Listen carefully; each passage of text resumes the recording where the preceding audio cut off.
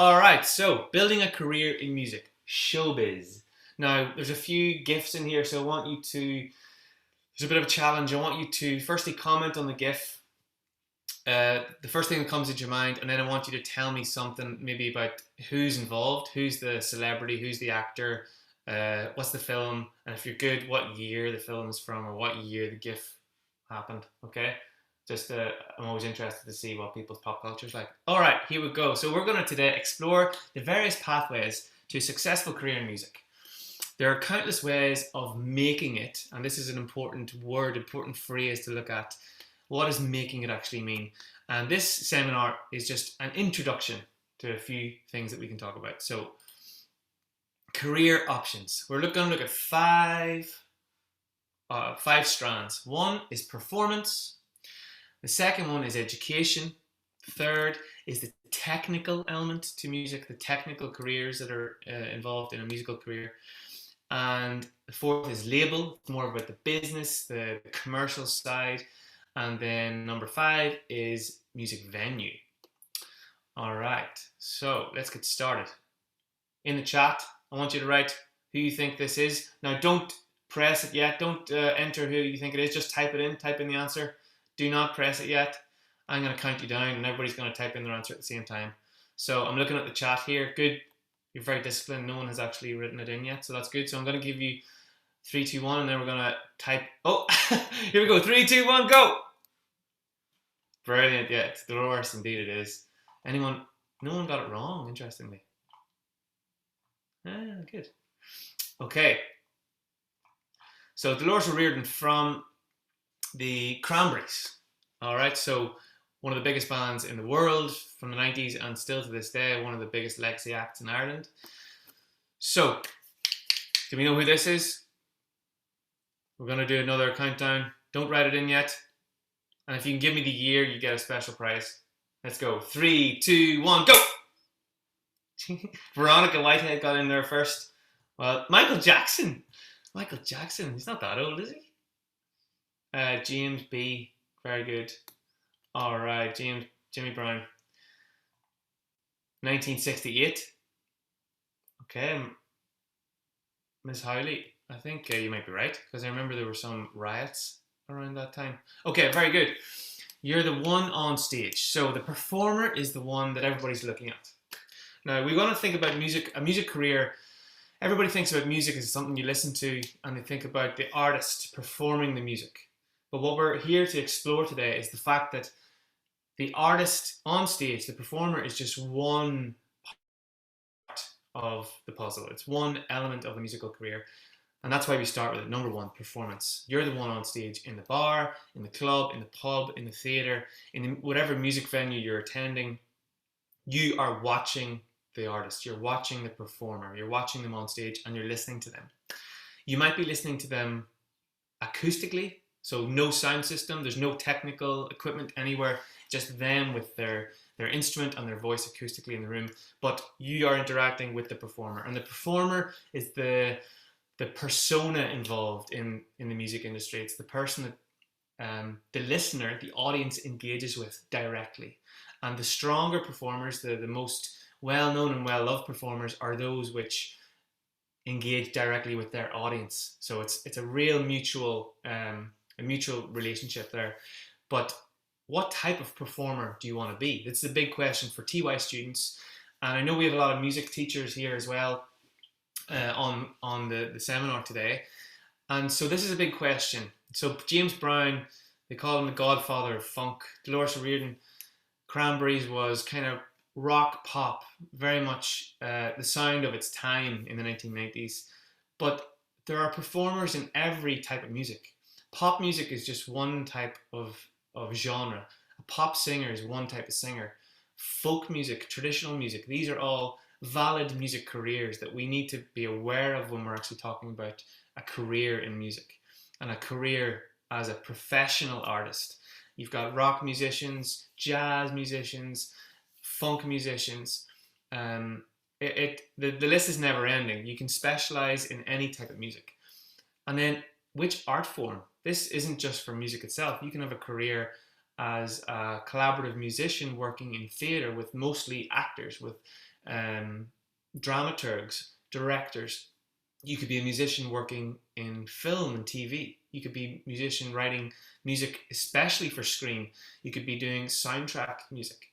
So the art form is important as well, and we want to make sure as teachers, as sort of career guidance specialists, as people who can help mold minds and help steer students on whatever path they choose, we must know that it's a very broad genre, and the question really bounces back on the young person. It bounces back on the student.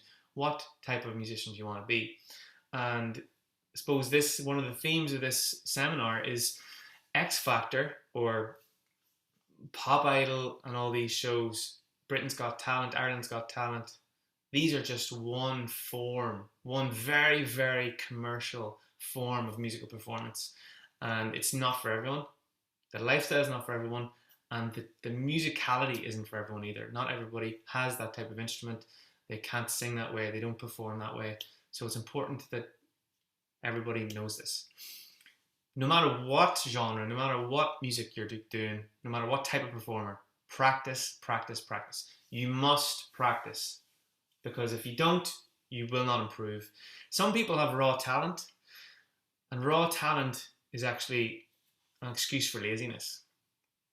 Because I'm sure Sarah and myself, we know people, I'm sure any music teachers out there, I'm sure all of you know people who were really talented in school, musicians who didn't really have to try, they just had the voice, they could just play things, they picked things up by ear. But those people who didn't practice never got anywhere. And the people who do practice, even if they started out maybe not the best in the class, people who practice and practice and practice, they're the ones who end up getting the gigs, getting the jobs. They end up impressing people, they end up learning more, being the most active in their own musicianship. So practice, practice, practice, no matter what type of performer you are.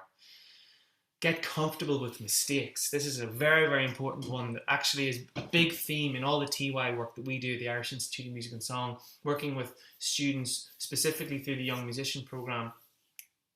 Get comfortable with making mistakes. It's okay to get it wrong, as long as you understand the process that if you do something, you have to learn how to do it. And that necessitates doing it wrong at the start, or maybe not knowing how to do it at the start. So you have to be comfortable with getting things wrong. And unfortunately, if you want to be a performer, you have to be comfortable doing this, getting it wrong, making mistakes in front of an audience. And that can be the hard thing. That can be the really, really difficult process for a lot of performers. And the best thing, I suppose, for a TY student is that they do it from a young age, that they start young. They start when they're 14, 15, 16. They start making mistakes and getting comfortable with making mistakes.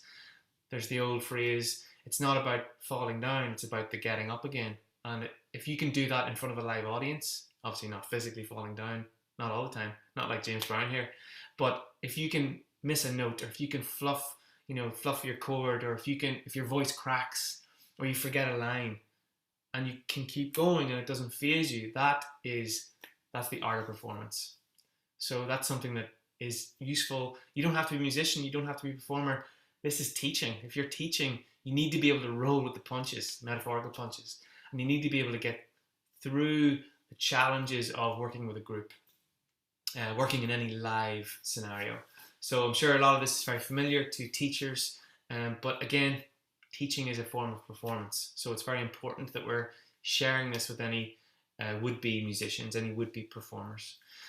And the show must go on. So no matter if you're sick, no matter if you've forgotten your instrument and you need to run around for half an hour to try and find a replacement, someone in your band has got COVID, someone in your band has a hangover, you need to get someone who can play. So you need to be active and really believe in the idea that the show must go on.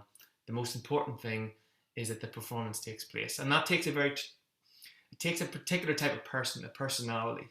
And again, not everyone has it in them to be able to do that. And that's why when we're looking at performers, when we're watching people on stage, when we're watching people on TV, when we're watching any performer live, we need to really be aware that this is something it's in them deep inside. And also there's the lifestyle. So the unstable gig economy is a big element of being a performer. We're going to be doing another TY Careers seminar specifically about freelance performance, freelance musicians. So the different types of work that you can get. But the lifestyle is unstable. It's not a salary. It's not something that you're going to get paid the same day every month. That's not what it is to be a musician. Be a performer is to go from hand to mouth, from gig to gig, show to show, tour to tour, and then you basically carve out whatever lifestyle you want. You carve out whatever shows you want, whatever gigs you want. And that's, again, not for everyone. So we'll leave James Brown behind. We'll move on to this teacher. Because the second strand is education. And it's not, we have to be aware that this is a very valid career path in music, and that most performers out there, and very much so over the past year, they have probably resorted to education as their primary income, because it's a real specialism, being able to perform, but education is a specialism in itself as well. So, can you please line up who this is? I'll give you an extra mark if you can tell me the character's name, but give us the name of the film and the year if you want. Oh, okay, 3, 2, 1, go! Orla was in first there. Jack Black, School of Rock. Yeah, I don't think anybody got it wrong. Good stuff. School of Rock, Jack Black. Dewey, well done. Dewey, Claire Gilmartin got it. Excellent. Does Dewey have a surname? Can't remember. If you know the surname. Dewey Finn. Well done, Margaret. Good stuff. All right, so we've got Dewey Finn inspiring young minds in School of Rock. Brilliant film. So all performers, everyone we see on stage, everyone we see as a performer, everyone we listen to, recording artists, you know, our favorite albums, whatever it is, all these performers need good teachers, good coaches, good directors. So whether it's vocal coaching or whether it's other experts, other players who work with them to teach them different things, a lot of the musicians that you would hear, they have gone through either classical training or some other kind of training program to you know, become the best guitarist they can be, the best drummer. There are, of course, self-taught musicians. There's a lot of them out there, but I'd say the majority of the people that you listen to, they would have had some kind of at least a lesson or a coaching session, especially when they rise up and they become more famous and more successful. They often do a lot of coaching. So all these people need good teachers. And teaching is a highly rewarding and deeply influential career, as you all know. But people don't necessarily think of it as a music, when they think of musicians or a career in music. A lot of people think, oh, well, teaching is something you do when you're not gigging, when you're not working as a musician. But, I mean, the vast majority of the musicians that I know are teachers. And I think that's just something that you need to get around in your head, is it is something that you can pursue, and you can develop a really healthy and vital teaching studio. So a studio will be all your students, a teaching studio while in between your tour. So for instance, there are musicians that we know that go away for months of the year. They come back and they fill their schedule of 2-3 months of teaching, coaching sessions, workshops, masterclasses, and then they move on to the next show. So education really is, and it can be a very lucrative, depending on how good you are and which schools you're working with, it can be a lucrative career, something that you can build up over time. And the more expert you become, the more people know about you. So it's something that often goes hand in hand with number one. It often goes hand in hand with performance. So it's definitely worth exploring. Teaching qualifications are essential, so a diploma of some kind, but practical experience is vital. The best teachers have done the thing that they want to teach, and they've done it to a high level. So some of the best teachers I know are people who have, you know, been on stage in China in front of thousands of people. They've toured America, and they've brought this experience back.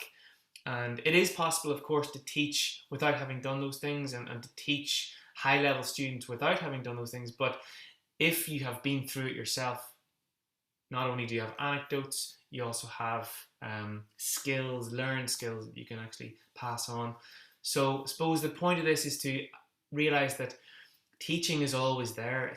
It's something that you can start young. As soon as you have your diploma, you can start building your studio. You can start building your teaching career, and still perform, and still write songs, and still record your own music, and still work with other musicians. But teaching is something that can be a through, sort of a thread through all your different music career options. Again, one thing might be running your own music school, setting it up. If you really feel passionate about music and you really want to work, you can either work in schools, in the mainstream Department of Education schools, or again, you could set up your own music school, employing other teachers and building it that way. So again, for all the entrepreneurs out there, people who want to run their own business, you can do so in an education format as well. All right, so number 3. How are we doing, everybody? Thumbs up? Thumbs down? Thanks, Veronica. Okay, good stuff.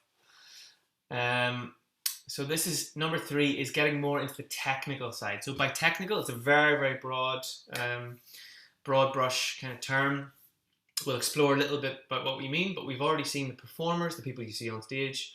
We've seen the teachers, the people who, you know, teach and help and guide and coach the performers. And now we turn to technical. So this is for maybe the scientists out there, the musical scientists. We've got the science of sound as something that you really need to be passionate about and explore. So these are for people who want to work in recording studios, people who want to be engineers, so people who are fascinated by mathematics, physics, but also want to be working with musicians and working with music, because music is a phenomenon of sound vibrations. We experience music by sound vibrations reaching us across a room, or through earphones, or through speakers. And so it's an extremely scientific process. And the people who understand the science and can manipulate the science and can work with the science of sound, they're the people that are extremely valuable to the music industry in terms of the commercial side of it. Because you need people who can record things well. You need people who can create the technology, make microphones, and make the software that we use when we're making music. And especially like the pop guard that this person is getting good use of. Pop guard shields from a big P sound. So it's very important. All these little bits, they really, really enhance the music that we're listening to. So if you're someone, or if you know some of your students who are already making their own music, they're already recording things either on their phone or through GarageBand or through things like Logic, other apps and software, then maybe this is something that they can explore a little bit more. People who have an understanding of technology, and they've already looked into coding, and they have a language of technology, the language of coding. These are going to be massive industries going forward, as we all know. And in music, even if we looked at the technical side of streaming, so Spotify employs lots and lots of engineers, lots of people who would have studied maths and physics, people who understand algorithms. So Spotify has redefined the music industry because these people can automate and predict behavior from music lovers and music listeners. And they did that by studying science, not by studying music. But a lot of these people are passionate about music. But there's a big overlap. And so for the scientists out there, this is a technical career in music, a technological career in music is something worth looking into. And again, it's in any song you've listened to, you're hearing what the microphones heard, you're hearing what the machines have let you hear. Any music video you've seen, you're seeing what the camera has created, you're seeing what the lights have created. So any film you've watched, you're looking at something that has been created with microphones, cameras. So it's a particular lens to look at the music industry. You're not just looking at a performer, you're looking at the whole studio, the whole crew of people behind it. And they're just as important. All right, there's Brittany. So we've got number 4. Now this is more into the label side of things. So what is a music label? I'm sure we all have an idea of a music label, but it's probably some hybrid of a 1990s music label. Um, People in suits and dark glasses going to gigs. I mean, music labels don't work like that anymore because of Spotify and YouTube. People can create their own following through social media, and they don't need to go anywhere near signing a contract with anyone before they release their own music on platforms like Bandcamp. So realistically, the commercial side, the commercial industry, and the legal side of music has evolved a lot over the last 20 years. But again, it's a very, very valid and valuable aspect of the music industry. So this is the business side. So we've talked about the performer, but when the performer does a gig, they sell tickets. Who gets the money? Well, who collects the money? Who sold the tickets? Was it someone at the door? And did they take a cut? Was it a 10% cut at the door? Or did it go through a website like Ticketmaster? Okay, well, Ticketmaster or Eventbrite, did they take a cut? Okay, well, how much of a cut did they take? And then how many more tickets do we need to sell in order to make that back? How many people do I have in my band? How many dancers am I going to have on stage? So there's all these questions which, to be honest, it just boils down to business. And we need business people. We need people who understand percentages, people who understand how to market tickets, people who can build up an audience online, because that's all we have these days. So contracts are an important part as well, especially if you're getting to one of these big labels. So labels are basically legal entities that represent musical artists. Things like Spotify and Napster before it, and platforms like YouTube have pretty much decimated the low-level label industry because they just can't cope. They don't have any. It's very, very difficult for them to survive. So we have these monster labels that own loads of little labels underneath them, which are kind of like mid-tier labels, and they work with artists directly, but basically everything is owned by a selection of conglomerates that are international. So it's important if you get to that level, which you're doing well if you are getting to that level, but you need to negotiate a good deal for yourself. And the people who negotiate these are the people in the label. So they're not necessarily performers, they're not songwriters, they're not singers and musicians. They're people in the music business that work in the music business, make their money from music, but actually don't touch an instrument. So this is a career in music that a lot of people are interested in. These are usually people who are very entrepreneurial, and they like to set things up, they like to make things happen, and they want to be involved at the business side of things. They want to be involved with the audience. They want to see how the posters are designed. They want to be out talking to venues. So these are people who are really movers and shakers, and obviously you need a lot of skills in terms of dealing with people, interpersonal skills, and you need to be able to deal with sensitive artists as well. Obviously not exploiting them in any way. Selling tickets on vinyl and digital, so these are different elements. So digital is obviously anything you buy through iTunes, an MP3 file. Vinyl, which is coming back, it's obviously the old style 20th century technology. Wow, 20th century. And it is basically the hard copies that you can sell at your gigs and stuff. So they need people firstly to make those, to buy those, to design those, and to sell those. And there are, as I've mentioned, a lot of challenges in the Spotify era, usually for small labels. So if I was advising a TY student, I would say look at the big labels. Start your own label now. If you're 16, start your own label. Just do it. Get a few gigs together, a few musicians, get them up on stage, and get going with that, because you're going to lose nothing and you're going to gain everything in experience. And then if you've done that for a few years, 4, 5, 6 years, 7 years, 8 years, you might have built something up, but then you're in a good position to work and talk with other labels if you're interested in that. So again, these are all things TY students can start. You don't need anything else except yourself and a bit of willpower. So that would be good advice that I would be giving. How are we doing? Are we still together? I'm looking at you across my screen here. I'll bring you over on the main screen. Thumbs up. Thumbs down. Okay, good.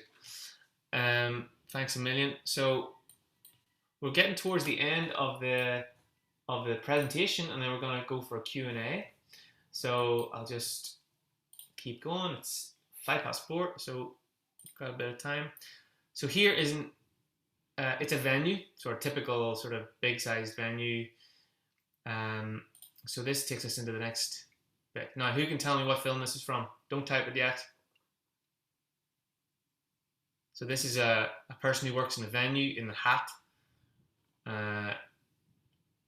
We've got a question about setting up a label, so I'll come to that again in the Q&A section. So can you please type in what the film is? 3, 2, 1, go!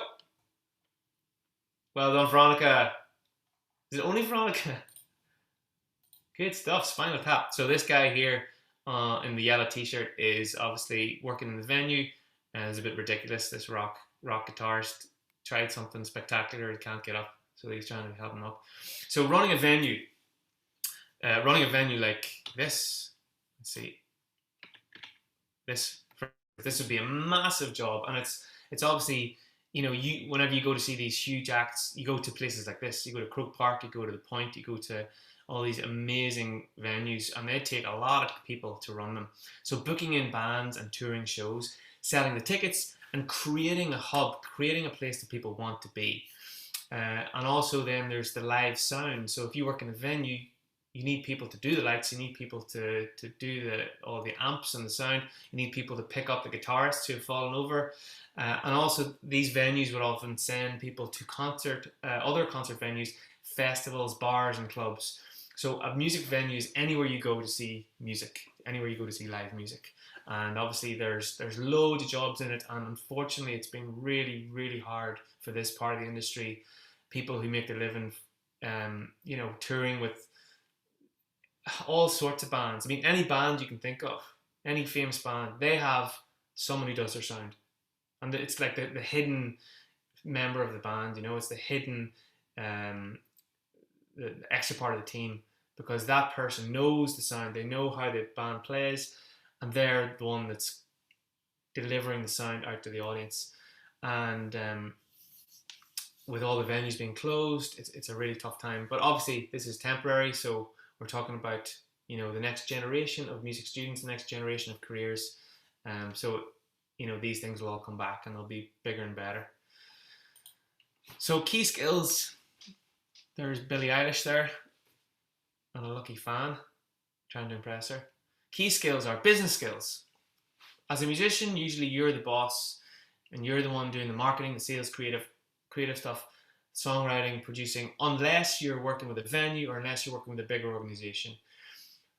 As a performer, you should probably set up your own home studio.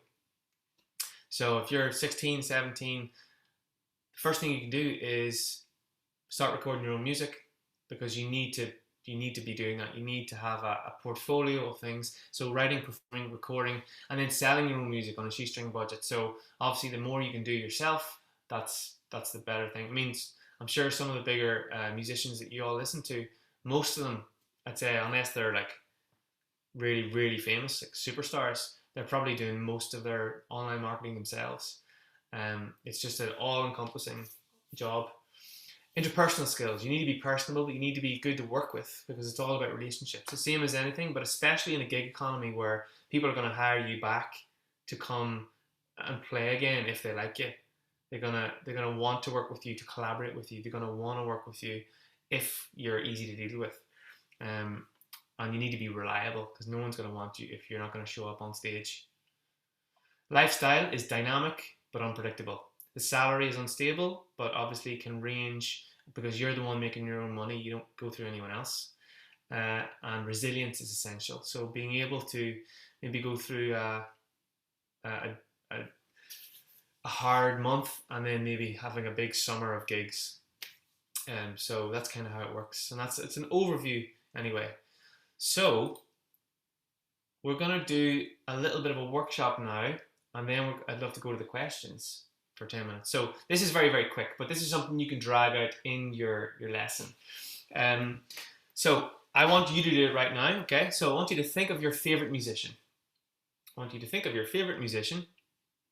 So this could be someone you like to listen to, could be someone who's popular at the minute, could be someone from the 1960s, whatever, it doesn't matter. And then I want you just to write down, you can do it on your phone, you can do it on a piece of paper, whatever you want. I want you to write down the connection to these 5 pathways. So, as an example, Billie Eilish, she's a performer, so she also works with performers. I think she's largely self-taught, but she has worked, with coaches. She's worked with other people who have helped her in her songwriting, all these things over the years. Technical, well, she works with her own producer, which is her brother Phineas. He does all of her production and recording. Label, she's on one of these massive labels, so she's like top level. And venue, she plays all these huge venues and festivals. So I want you to think, for label and venue, try to think of all the different people who would work with them. So label, obviously the artist representative, the person who represents the label and negotiates contracts. The venue, think of all the different people that would be employed at a Billie Eilish concert. I mean, that's thousands and thousands, tens of thousands of people. And they all have one night of work. Hundreds of people have one night of work because of Billie Eilish. So just take a few minutes. Think of a musician, a performer. Then think about how the education strand might be applicable to that performer. Technical, what type of music do they make? What type of recordings? What type of shows they do? What type of people would be working with her from the technical point of view? And is this musician signed or unsigned? If so, would it be a big team of people working at the label, or would it be just one person at the label? What level do you think they are? And then what type of venues? How big are the venues that this person plays? Would it be like monster venues, or would it be, back of the bar kind of venue?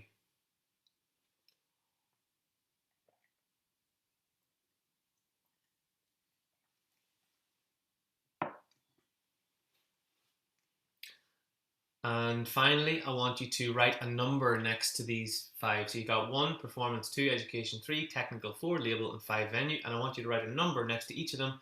And that number is the amount of people who are employed through that musician. So for instance, the performer might be Billie Eilish. How many people in the band? Let's say 8.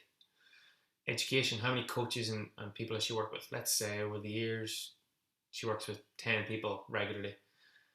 Technical, okay, well she's got Phineas, her producer, but she probably works in recording studios all over the place as well. So let's say she works with 10 people every time she records a song. Label, a lot of people. And then venue, how many hundreds of people would one gig employ, one Billie Eilish gig? And then add up all those numbers, and then that's the number that you have of people who work in who have careers in music through your favorite musician, just at a glance.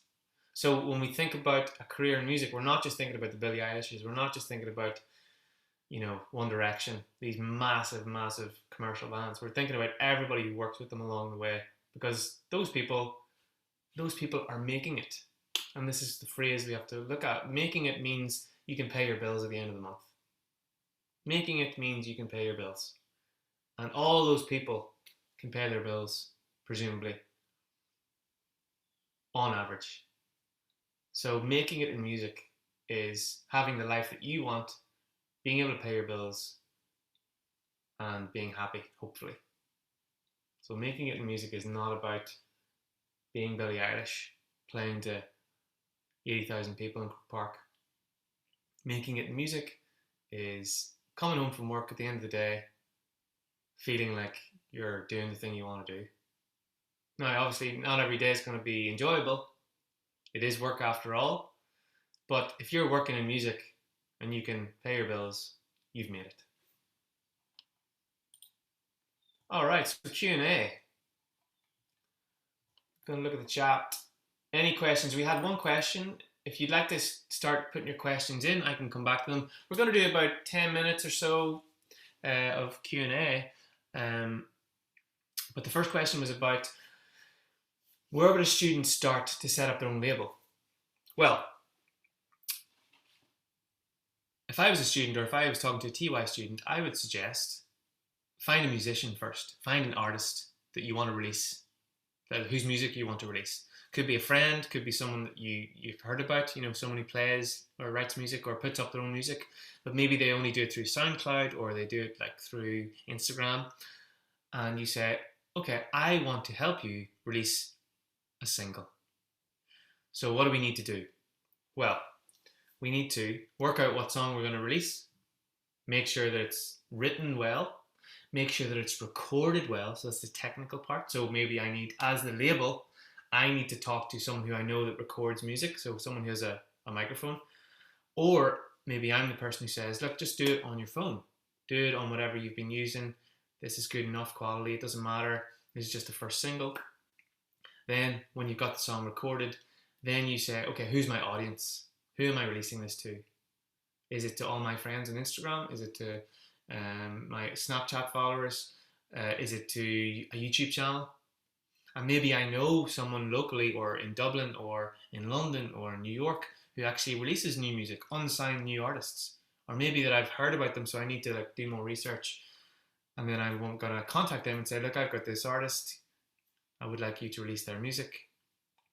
And then you sort of build up relationships. And if you can build 50 relationships sort of out in the ether, then you build your network as a label.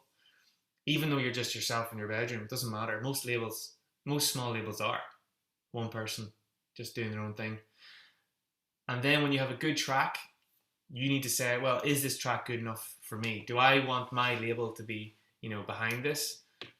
And if not, then you say to the artist, no, it needs to be better. It needs to be better. Okay, they go back, they write something. No, it needs to be better. You need to re-record that. And then you just work with them and make sure that it's in decent shape. And then you can release it. And then it's all about the marketing. So you would be talking about, okay, well, I want to release it online. I want to release it on this day. So let's design a poster. Let's, talk to some other people who are going to help me share it. Maybe there's a gig coming up. Then you work with a venue, or maybe you're doing a virtual online gig. So these are things, you can work with it that way. But hopefully that's a little bit of, a few guiding starting points. And there's loads of YouTube videos out there, loads of blogs about how you would start from scratch. And again, an easier way would be to work with someone who's already released something to decent quality, but you want your label to be behind it. And then you could say, okay, if we sell 10 of these, then I'm going to get one. Like, I'm going to get the money for one of them. Or if we sell 100 of these, I'm going to get 15. So if they cost €1, I'm going to get €15 for every 100 that we sell. You'd be doing well to sell 100. All right.